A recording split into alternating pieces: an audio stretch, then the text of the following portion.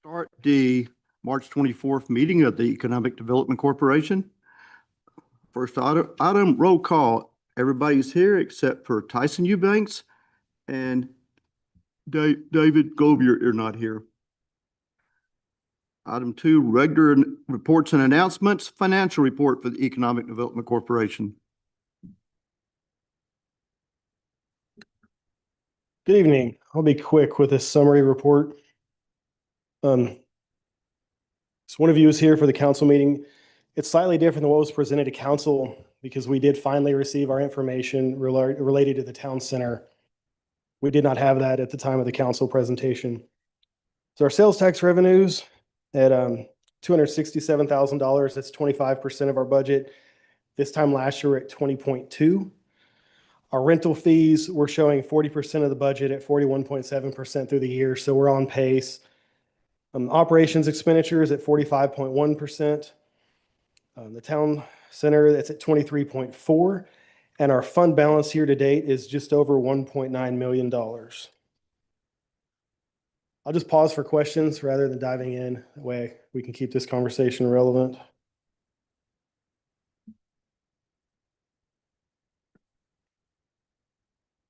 I got a question about a couple of line items. You have like legal services. What were the legal services, special services, and the special event that was used for the fiscal activity?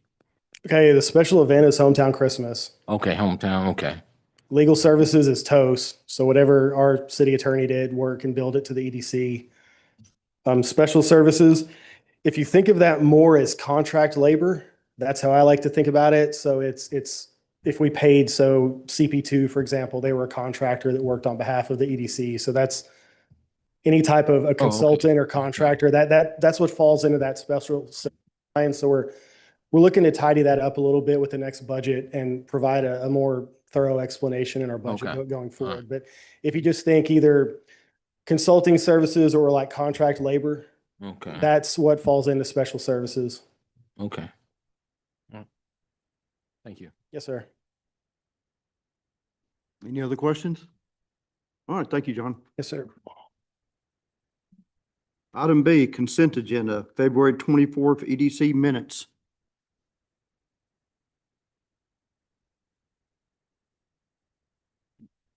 Anybody have any discussions about? Are we ready to make a motion? I'll make a motion. We approve the consent agenda. I'll second. All in favor? Unanimous. Item C, discuss and take action on updated grant qualifications and application. Back again. The closing of the Chamber of Commerce, that action required us to update our grant program because previously there was a requirement to be a member of the Chamber of Commerce to receive a grant. Without a Chamber of Commerce, an applicant can't be a member. So all of the actions that I'm asking for approval are around that concept. So on our qualifications, there was section 3, paragraph H. I removed grant recipients must be or become members of the Kennedale Chamber of Commerce. That portion has been stricken. Section 4, paragraph Q. Now this was to align with the beginning of the qualifications. We have on the first page that it states that we accept grants biannually. This specific line item said that we would review those quarterly. So I changed it to biannually so that last portion of this qualifications matches the front. Because the intent that we had was biannually. So quite honestly, I think I just missed that whenever we approved this grant program the first time through. The other change is on the grant application itself. There was a question on page 1 toward the middle that stated, are you a member of the Kennedale Chamber of Commerce? And it had a radio button where you would either select yes or no. I've removed that and then took all of the subsequent sections and moved them up to fill that gap in space. The form looked kind of strange with like a ribbon across the center, like it needed a belt, and I didn't think that was necessary. So those are the 3 changes I've made to our grant program. I'll pause for questions.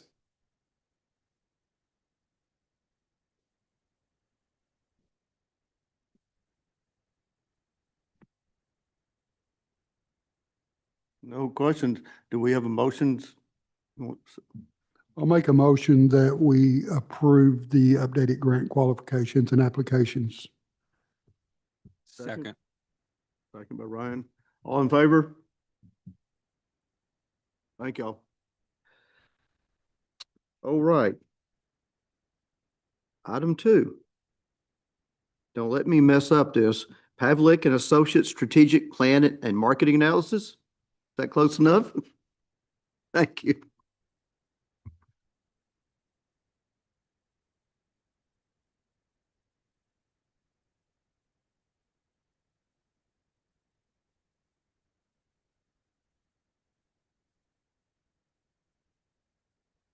It already.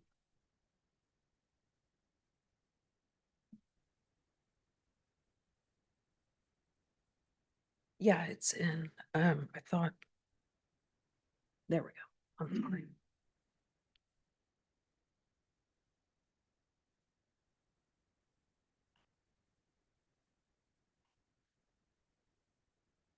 Okay, thank you.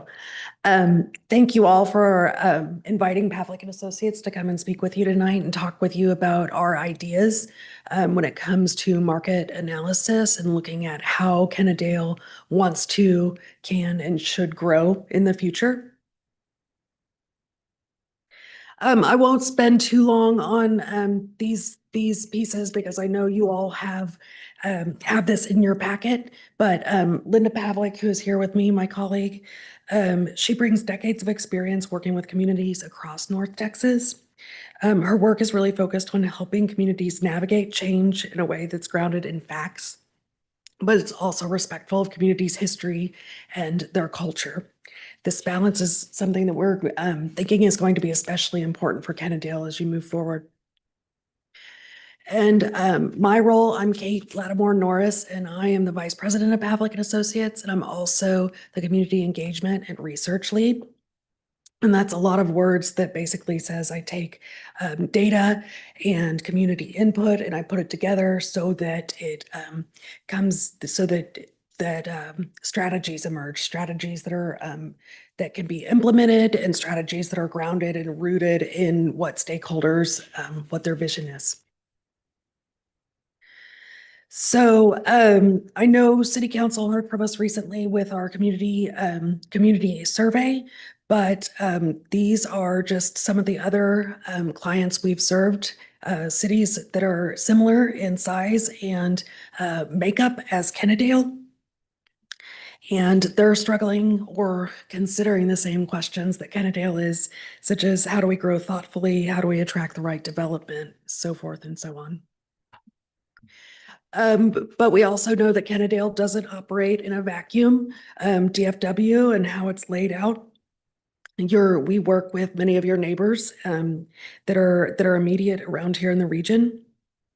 And we're working with cities like Dallas, Fort Worth, Mansfield, and we're not looking at Kennedale in isolation. We understand that the landscape here is competitive, but it's also collaborative. So I want to intentionally start talking tonight with Imagine Kennedale, which Linda and I both spent some time looking at and pouring through and understanding where you all have been. And it's a really strong foundation.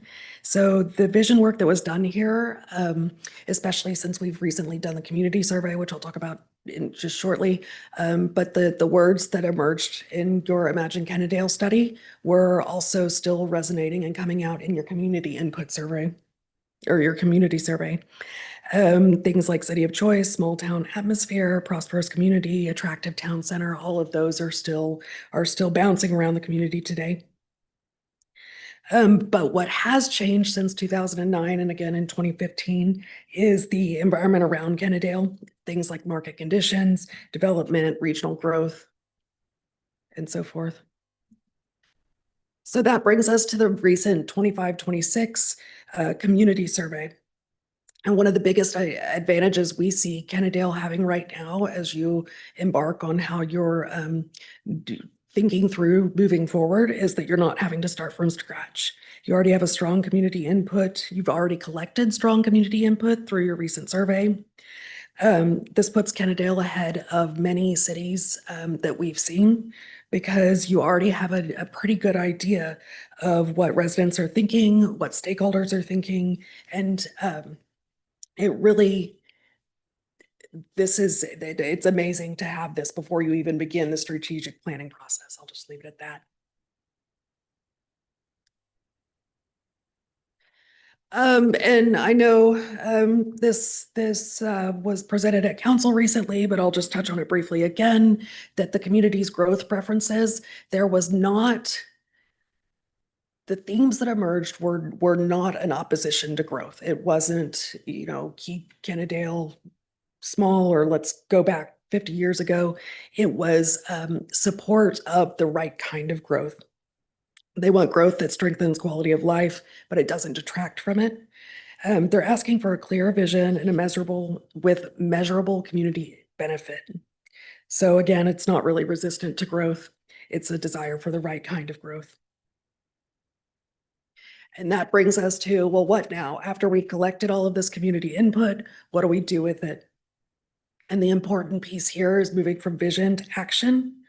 And what Pavlik and Associates suggest creating for Kennedale is a working tool, not another report or a binder or something that sits on a shelf or in a data cloud somewhere, I guess. How these studies are typically done is what you all have heard, I know, is a market analysis approach. And these are very important parts of strategic planning, but it looks at really high level data, things like retail leakage analysis, market demand modeling, those types of things, really esoteric kind of out there things. It tells you what the market could support. But what's missing from these typically is the community input, is how this would play out on the ground, how it will play out on the ground, where the support is or is not. So if pieces like community priorities, practical and political realities, your public support, all of these things are not aligned, then there will be no clear path to implementation. Nothing will happen. It'll stay stagnant. So the Pavlik approach and how we envision being a community engagement firm, how we envision this working forward. This slide, I think, contrasts nicely the market analysis approach versus how Pavlik's looking at it. And Pavlik and Associates is still taking the data, the market analysis, all of those pieces that are up there, and we're working to combine it with the community insight that you all have already collected. We're doing this in that process, and you're mixing everything around and thinking about it. We're working to build a strategy that's ultimately can be implemented.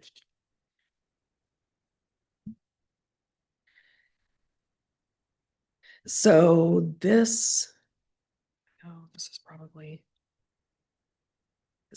pretty similar to what I was just talking about. So I can stop here for questions if anyone has any. I can. After this, we'll move into kind of what the steps are in how we approach this. So these are the different elements that we see in putting together this economic development strategic plan. The first is your data snapshot.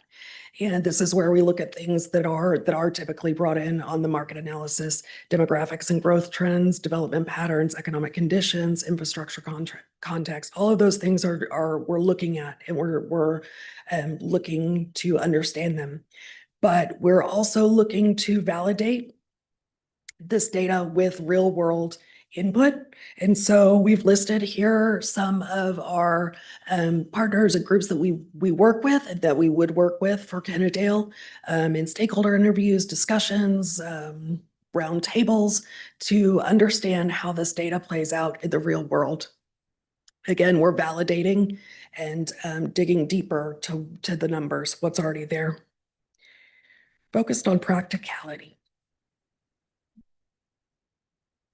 So you already, again, as y'all have heard, you already have the community insight. You have the initial building blocks.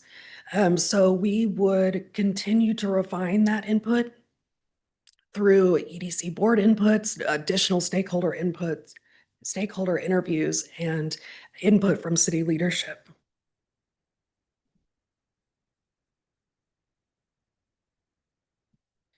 This leads us into the strategic implementations that would come out of our process. And we would be looking at our key themes and also identifying opportunities and constraints, and additionally priority issues. The result that comes out of all of this is a practical strategy with clear priorities that are an actionable direction. It's a shared understanding across stakeholders. So again, it's something that can be used regularly in decision-making. It's clear, it's defined, it's a path forward. Who or what would something like this plan support? It would support the EDC, of course, developers and investors looking at places to go and grow and things to do, the business community and your other regional partners. And what it's all about, really, the bottom line is creating a consistent message for where Kennedale wants to be, how they want to move forward, how you all want to move forward. So why does this work specifically for Kennedale? Well, we really think it works right now for Kennedale. It builds on the recently completed survey.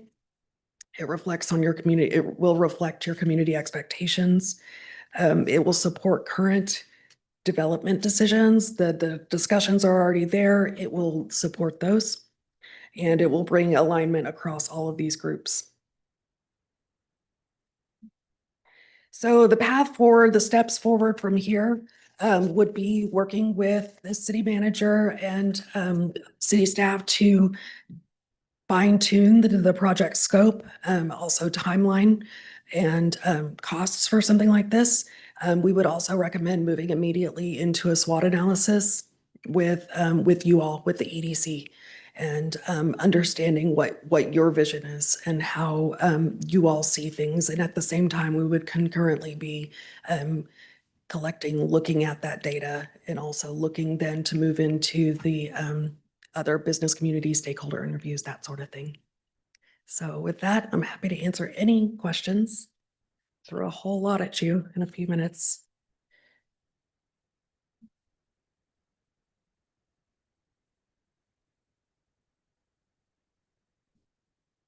You have any specific examples of what's helped some of our neighbors, such as Arlington and Mansfield, of a direction that you've given them, just like some kind of an example? Are you, Linda, you might want to come address this. We have participated not only with Arlington, but Grand Prairie and these other cities as a member of the team in looking at these various elements. The difference between what we're offering today would be a broader look in communication with the community, because without the community, regardless of what you have as your vision, it won't happen. When we've worked with our cities, we've done these various master plans, strategic plans. Then we get called in to help implement. For reason Texas Live, it's there today because of our initial work, that sort of thing in that particular district. I'm going to talk about City of Kennedale. When we first started, Terrell. When we first started working with Terrell, they did not have anything there. I mean, the airport was falling apart. There was a very strong divisiveness between the Black population and the white population. We had demonstrations and such. And now if you were, to go to Terrell, their airport is expensive. They've got the fly-in, or are you talking about the airport? No, I just wouldn't like what everybody wants. One of the first gas places where your daughter loves to go. Oh, Buc-ee's. Bucky's, yes, that's. All I can think is of the graphic The- there. Yeah. So they would have, we were involved on the front side, proving to Bucky's that they should open one of the first in Texas there. So when we start being very specific, we will not be handing you a study with Pavlik's logo in, on the first page. It will be a part of those things, but, I personally am very energized, having been in and around the city for a long time. And I think there's a lot of benefits and there's reasons why it should move forward and benefit from the growth around it too.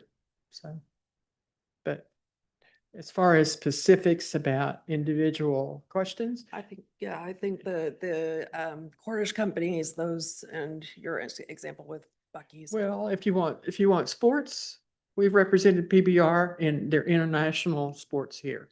But we worked, that kind of thing. That's huge. But I'm looking at our firefighters. Brought the firefighters in to help me organize all that. But that sort of thing. Now, does that help you with your research? If we weren't grounded in research and doing these kinds of meetings in communities, we would never been able to move forward and be successful.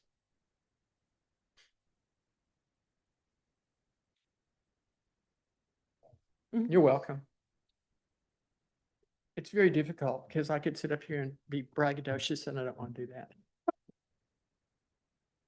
Oh, but I will tell you, like the city of Fort Worth, the historic stockyards, I led the first economic development plan for the stockyards decades ago, but that's why she's with me now from a standpoint.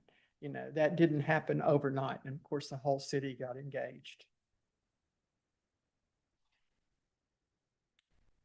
Any more questions?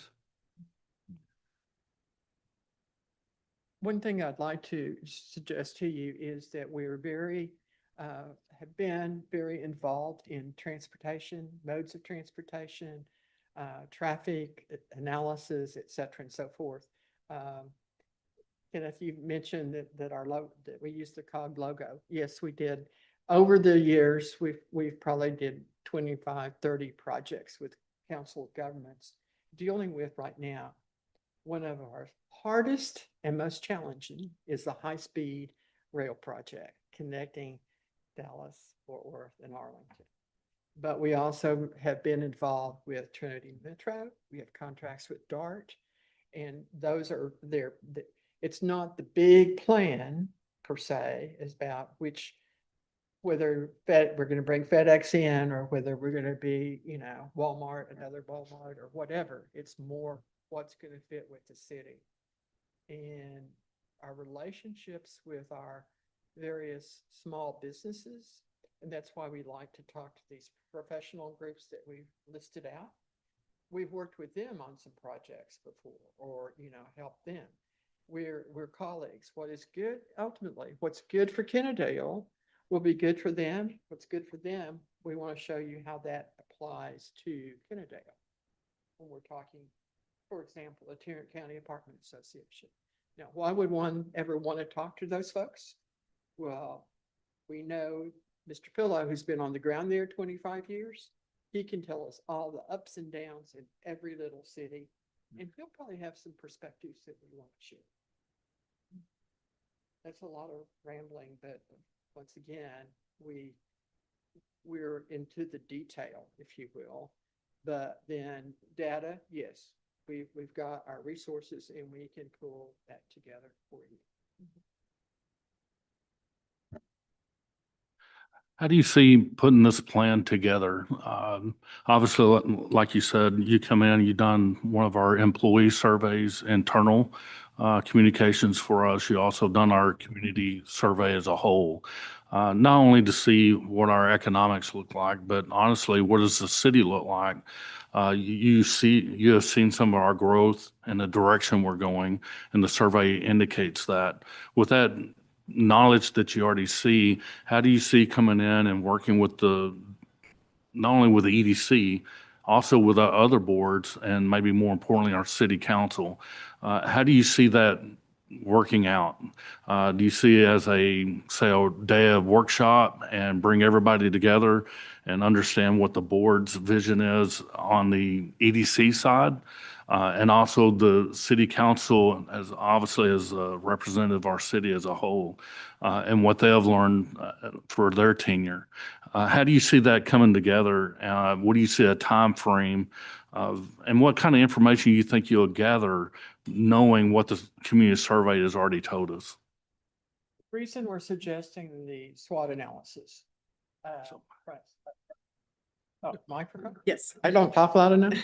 The reason we're suggesting the SWOT analysis is with you all, is that you're the base, you're here. This is, you're putting this whole thing together. In our opinion, and where we've been before, we've worked in the public sector, the private sector, and in the nonprofit sector. I mean, but it has to be grounded and it has to be very direct and honest. And in those analysis, we do that. Then that SWOT analysis becomes the reason we will move forward. Yes, I think we would want to listen to the leadership, listen to you all, because this is your project. And then understand the council leadership, and such, and how they envision this. We would also want to look and talk with key property owners, maybe in neighborhood associations, et cetera. So in what you're saying, ultimately there would be several workshops, but we would also have what we call town hall meetings and have people come forward and chat. You say, maybe we've never had those, activated before. Well, we'll activate those for you and they will be there. Not that we're telling them they have to come out or something, because something's wrong. No, it's your turn, folks, for you to grab the mic and talk to us. So it's not written in stone, Mr. Manager. It can't be on the front side. We really want to hear more about what each and every one of you are thinking as far as what you think the strength of the city is, but what's the weakness? What are your threats besides maybe local politics? I mean, I'm smiling when I say that, but what are those threats? Is it the growth in Mansfield? Or is it the traffic congestion and roads, et cetera, and so forth? What are those? And as we take those, we can look at creative responses when businesses who might be looking to come here, we have answers for what could be, is being happened, will be happening. It's, we've not written the book for you yet. It's essentially what we're talking about. A couple more, a little bit, maybe more direct. As you know, everybody wants a grocery store, right? Sure. So say you have a town hall meeting and everybody says, oh, I want a grocery store. I want it on the west side of town. What would be your answer to that? We might start the discussion with how do you define a grocery store? And community by community, it can be very different. Let's go back to Buc-ee's, and they've got groceries and they've got, gifts and et cetera and so forth. And, it's large. It could qualify as a grocery store. What it would be your definition? And then we would go from there and pull it out. I think what she's talking about is looking at the paths around it and being creative as far as how we build that consensus and build a unified vision. So when someone just says, we want a grocery store, we want it on the west side of town, which we know is not feasible and not the best place for an additional grocery store in this community, then it's all about having other discussions and figuring out ways that we can still satisfy that need and build that unified vision. So there is the support for the plan. And we want to make sure we're talking to your very various age groups too. You've got your seniors, but you have your younger families Yeah.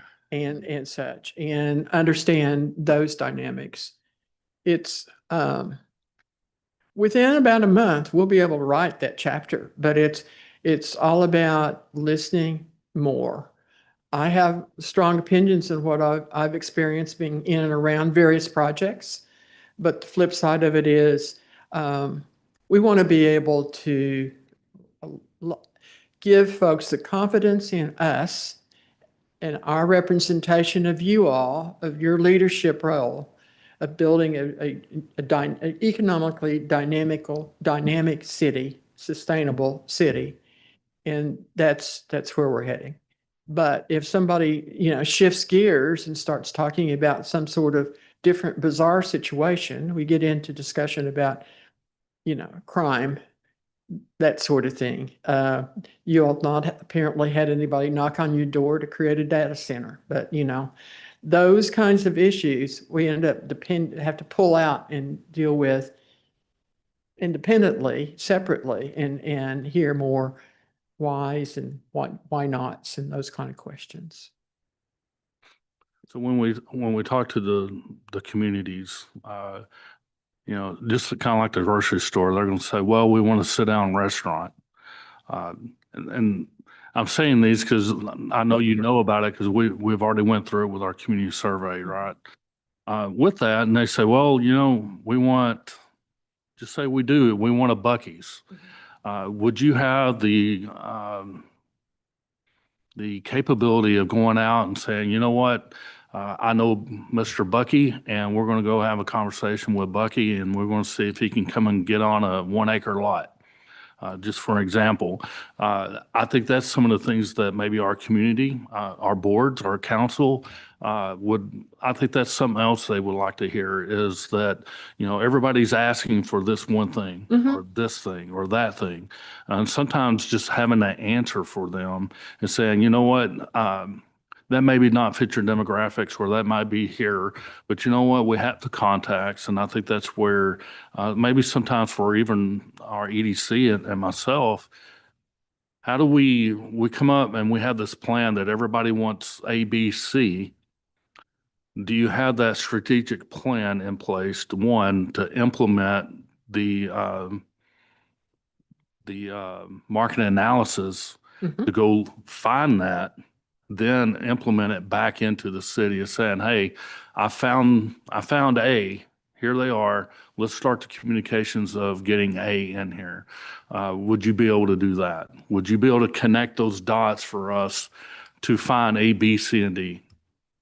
Go ahead. I think that the yes, basically. I mean, the perfect example, not to build or not to overtake Linda's conversation, but the Cordish companies in Texas Live, before there were so many conversations that were had and what the vision was, and definitely the vision for Cordish and Texas Live was there, and we were eventually able to pull Cordish. I mean, this was a connection that happened. Well, given that, and yes, there would have been other examples of that. We are bragging about that because everybody knows the Arlington Entertainment Center and what occurred there.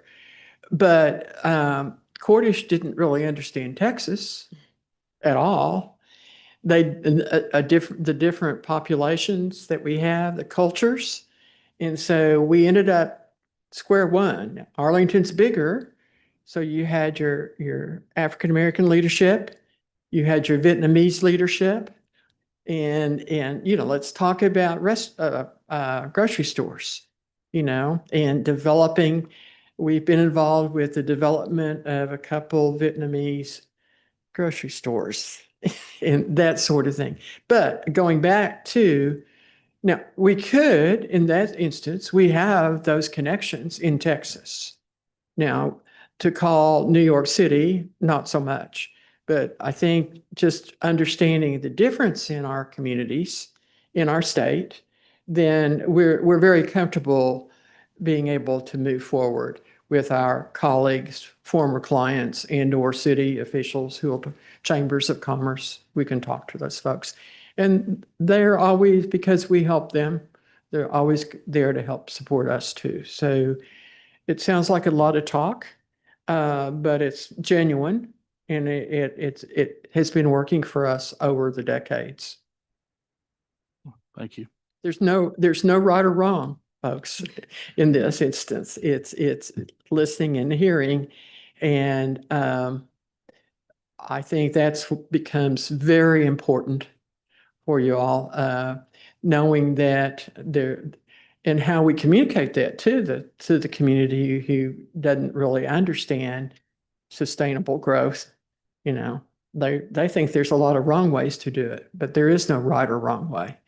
And whether it's the neighborhoods on this side of town, or whether it's, you know, town square and what you've got there. One example where we've been very involved in the last almost 3 years now is Woodhaven, which is in East Fort Worth, the old golf course that was bought out of bankruptcy turned out to be our client. And people didn't understand what happened. They wanted the golf course.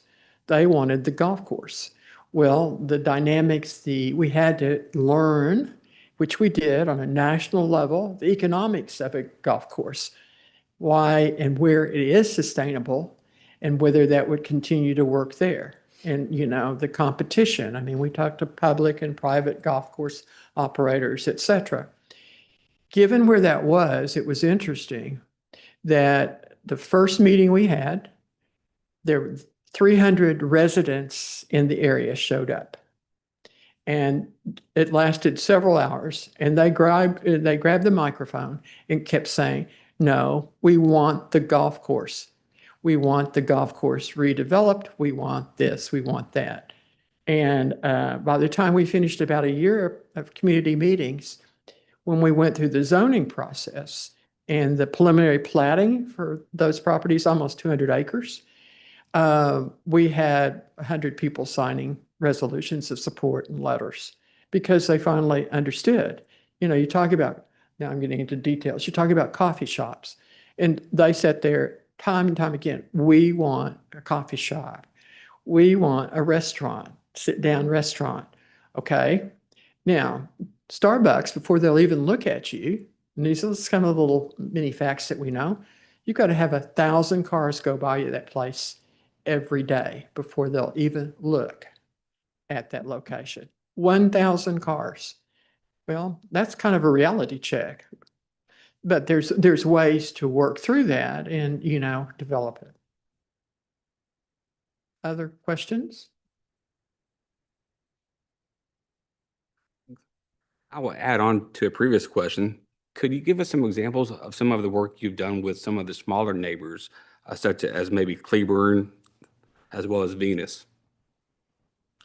Venus, we came in and worked on initially with the community survey, et cetera, and so forth. Then we worked with a design planning group that worked with small cities. And this goes back to the General Land Office and some of the grants that were available. They get a little messy, but in doing that, we made sure that the different perspectives that were needed were being presented by the community. And oftentimes we do the meetings with existing businesses. Now, in Cleburne, we were there, and on the square, they didn't want anything new, and they wanted it local. And so we ended up talking about the financial basis of everything, and how if their third cousin or daughter wants to open XYZ, how that can happen. We worked a lot in Ennis in years past in doing the same thing. It's not ever prescripted, but it's once we get started and we listen, and that would be great for us, it just kind of frequent, but not long conversations, whatever your agendas would allow, we can give you, reports and kind of what we're noting in some of our perspectives.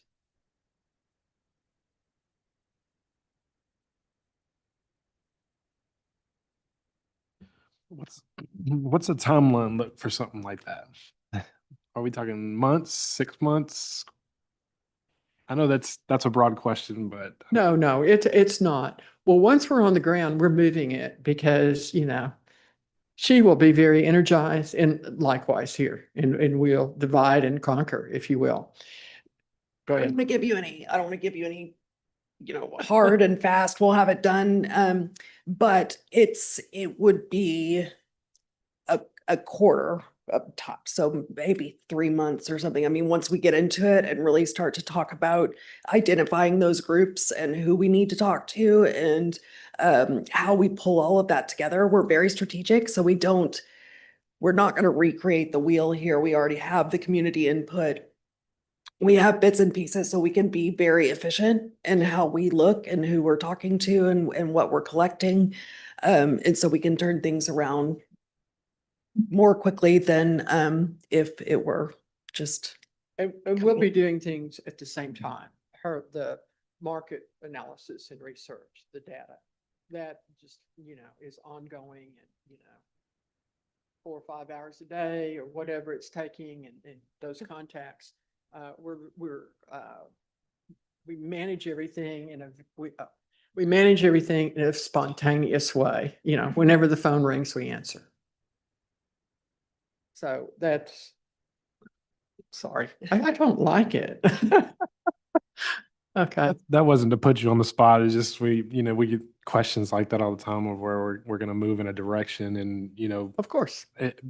broad timelines where we did this a year ago or, it wasn't to put you on the spot, I promise. Well, we want whatever information that we're pulling together for you. We want it to be timely. We don't want it to be stale as our final, report. So if we were presenting everything and wrapping it up at, 9-month period, and then all of a sudden we realize that first 2 months, things have dramatically changed. We won't be doing that. I think a lot of it will also depend on how much each and every one of y'all want to be involved with us in an ongoing basis, just in guidance and things like that. And of course, we're always looking at the fearless leader and what he has to say and his expectations. But I'm going to laugh and tell you we set probably unreasonable deadlines within our own business so we are able to get it done. When the deadline is, 30 days out, internally we say it'll be done in 2 weeks. That's how we survive as a small business. This is very broad. Could you, knowing what you saw within the community survey results, could you give us your 3-minute elevator speech of what you see could be done within our city within 3 years?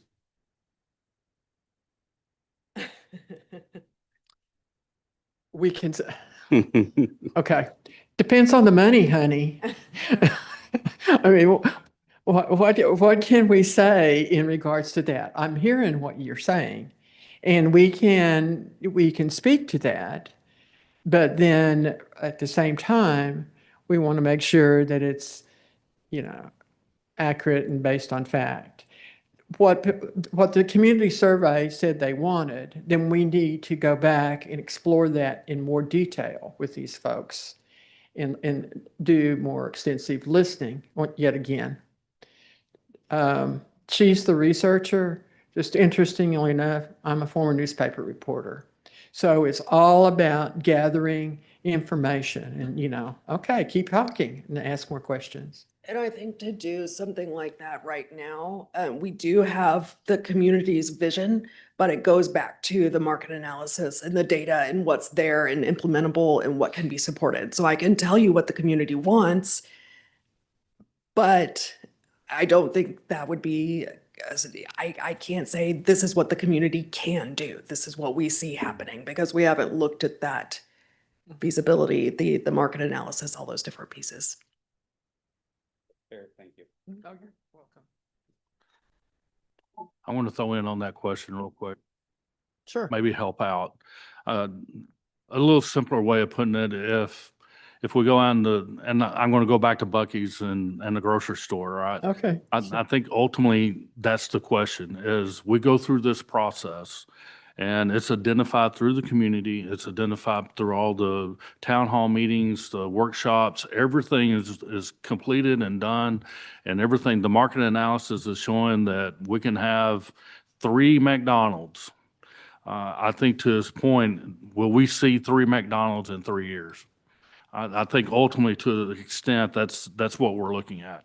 And the reason why he's asking that, we've had experts that's come in and said we can do A, B, C, and we get A, B, and C done, and then there's no follow-up. There's no afterthought. There's no going and getting that item. We continue to miss that item. And I think, I want to say we're better than that this go around. We've learned from our mistakes. We've learned to do something better, maybe better experts or maybe everything, right? We want to believe we're getting better and we're asking that same thing from you or whoever comes in and helps. But I think that's the bottom line is we want to make sure that we come in and we spend this money for all this information, all this research, all this data, and we implement what we're asking for with a true result. We can go out and say, yeah, Buc-ee's wants to come, but in reality, they want 50 acres and we only have 1 acre, right? So we don't want a bill of goods sold to us and all of a sudden we don't get the good. Yeah. And I think that's bottom line of in 3 years, do you see something coming out of this, this market analysis and coming in and just strategically putting it in place? And with that, I think that means that we continue to work together, obviously to implement what the plan is, whatever that is. But I think ultimately that's the bottom line. We want something out of it and we're asking for help.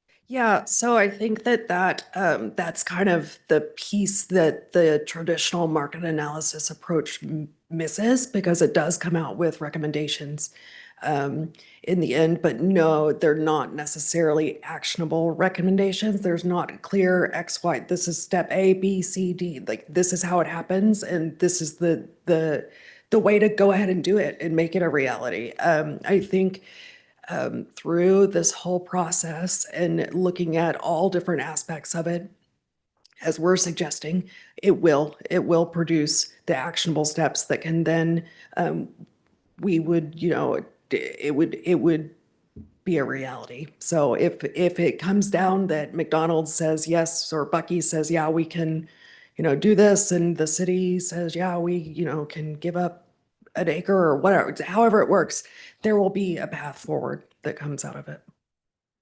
And with that understanding, I think our city council and the boards, EDC realize we have a role in this as well. We have to be involved. We can't just say, hey, go forward and make it happen. It takes all of us to be involved and to be able to put the plan together and honestly just share it. And I'll be honest with you, I can go in my office and I can probably pull down 50 plans that's been done.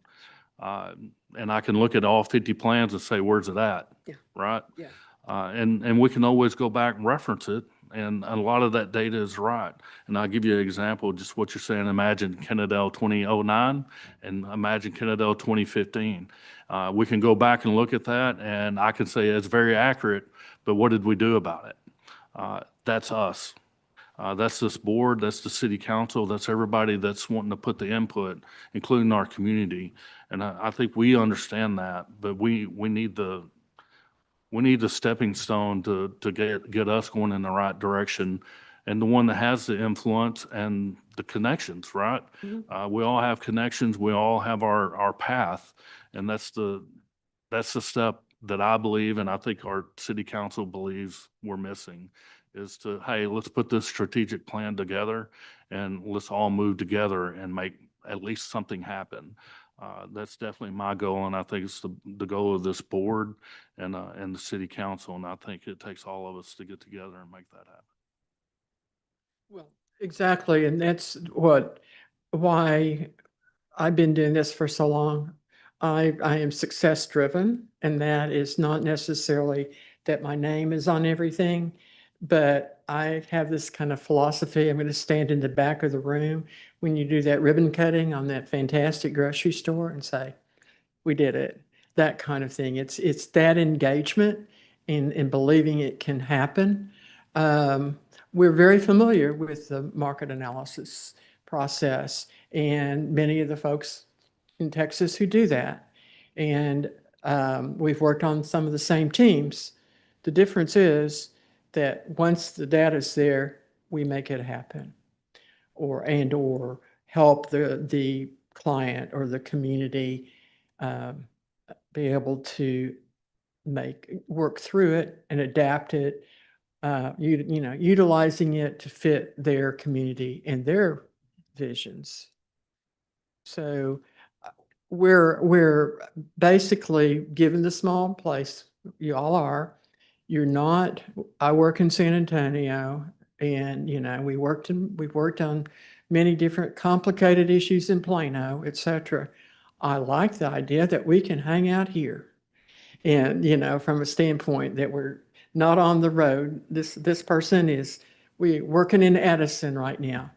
And to get to an 8 o'clock meeting, she has to leave 3 hours early from Fort Worth. I mean, we're not talking about, the other side of the world. So we will put in lots of extra effort because we're not spending it all driving time.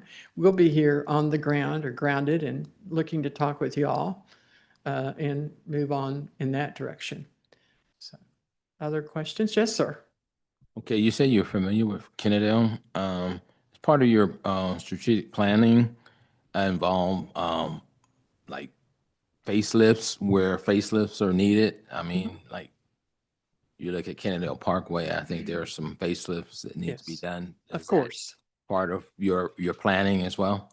Yes, and another part of it, that planning, we always consider the historic past and historic preservation, to what degree that fits in, whether it's the stockyards or the development of downtown and everything that was happening there. We were part of that.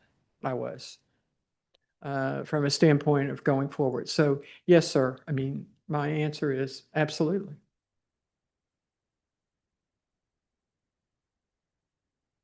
We're very personal. That's about it, the open book. And we will also be assured, we will tell you that whatever you're suggesting is unrealistic, and we'll give you reasons why. That's why we have teams, if you will. I've certainly along the way met with clients and it's kind of like, you don't understand, this is my way. Well, sometimes that doesn't work, sir or ma'am. So that's, that's what we'd want to be doing with you all. So in 3 years, yes, I'm ready for some ribbon cuttings or, announcements, maybe groundbreakings. Maybe ribbon cuttings is a little bold, but. And I think another question, I'm sorry, is how much do you want from the national brand perspective? Or I would encourage us to explore more local, whatever that would be.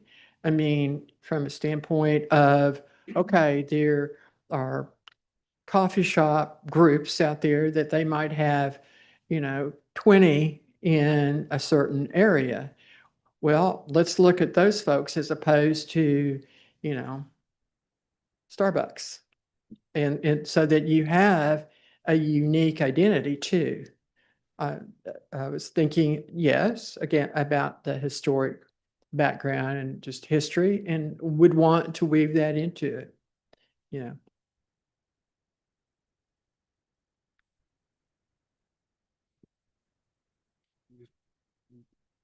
Our final question today, great presentation here. The only thing missing are costs. Certainly. And here's what I recommend, okay?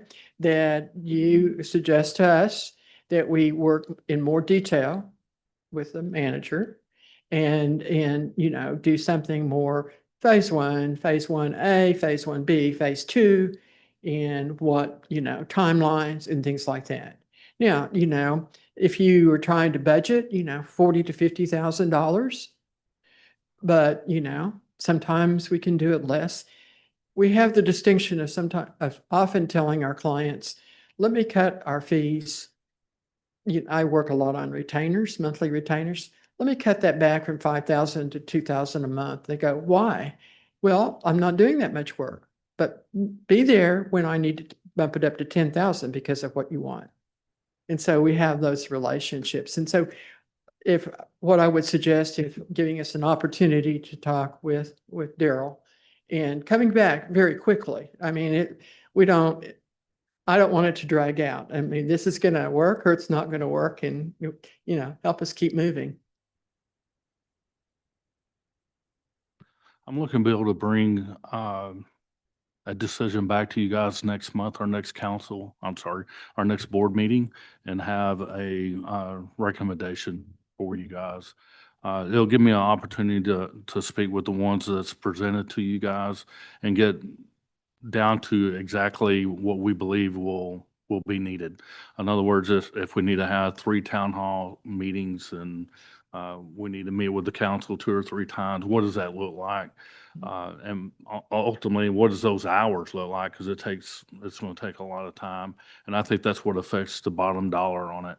But I think with y'all's feedback from last month and this month, it gives me an idea of, you know, what kind of plan we need to put together and have another presentation that's really defined to exactly that. We want it to be action driven for sure. And at the same time, you know, we want to be compensated fairly, et cetera. And in return, you know, we like especially our municipal partners to be responsive, and I'm smiling, Daryl, don't wait 180 days to pay us. There's a few of those experiences going on right now with us because we're a small business. I know we're not even talking about those credentials anymore. Thank you for being here tonight. Well, thank you, Mr. Ray, and everyone else. And we'll look forward to getting with you, Daryl, and kind of putting pencil to it and acting, you know, no, we won't use AI. We'll do it ourselves.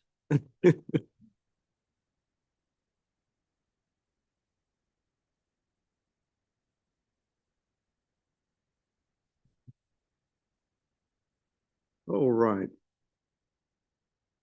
Item 3.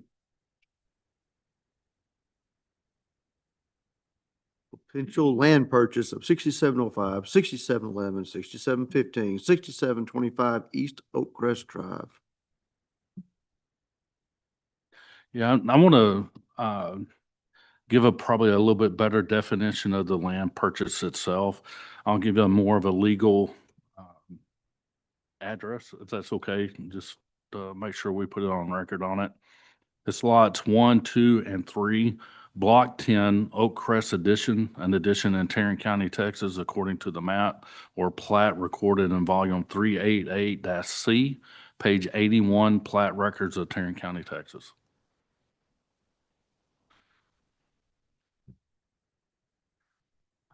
This has been a discussion for 3 months. You know, it's the recommendation of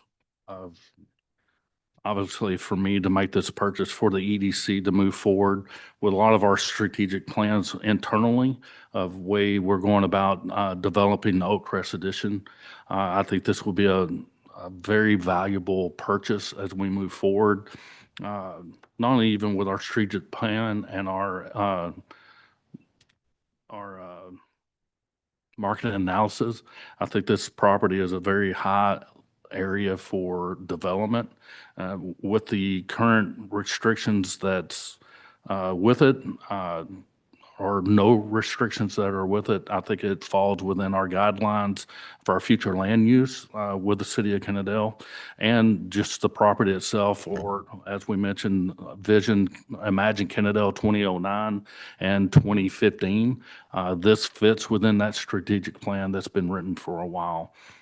It also helps us get rid of 3 salvage yards, which is a true bonus to the city of Kennedale. And ultimately, that's one of the goals that our citizens and the city council and others have visioned for the city for a very long time. And we have the opportunity to fulfill that vision. And I'm very grateful to be able to bring it to you and ask to make this purchase.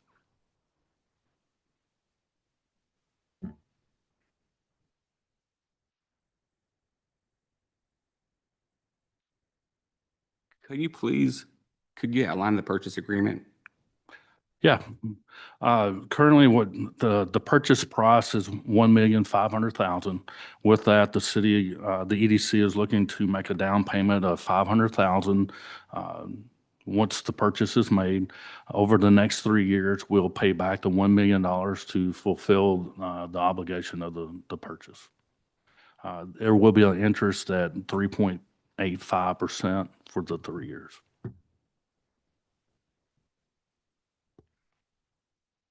Thank you.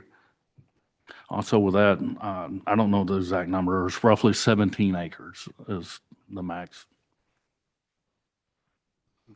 With that being said, I would like to make a motion that we proceed with the purchase thereof, potential land purchase of 6705, 6711, 6715, and 6725 East Oak Crest Drive.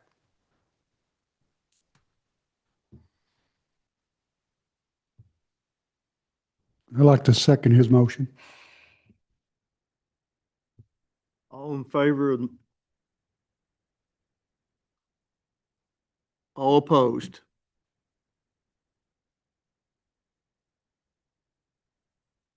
4-1.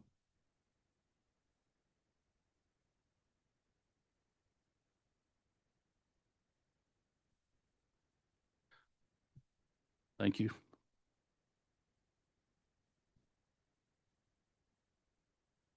Is there a need for an executive session, sir? No, sir.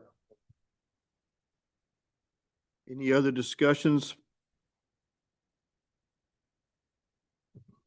Motion to adjourn.